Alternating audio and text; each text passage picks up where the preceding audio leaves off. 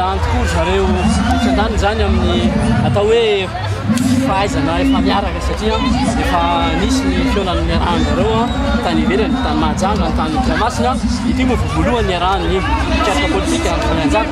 zany ary mahavelo fanantenana tokoa satria efa manomboka tsapatsapa zao hoe manana ndraiky ny tsirairay ary efa manomboka mirafitra araky ny ilavana azy koa stratégie. Raha resaka ara-politika dia inona ny azo lesona azo tany amin'ny politika amin'alao? Ny midikany amin'ny lafina mpano politika dia hoe misy zany ny firaisakoa sy firaisan-tsaina ary raha ohatra hoe tanjona iray no tokony tratrarina dia hoe ny fandresena zany rehefa mitombo ny fanamiana ambony kianja dia azo atao tsara ny fanamina. Ny faniriana dia nitovizandreo zavatra satria ataoko hoe satria mbavarano any ty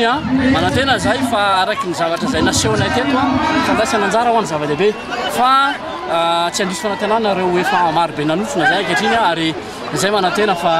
mbola isy voka-dalao ihany koa metimety azony aorosana amizao satria mbola fanomboana ihany zavatra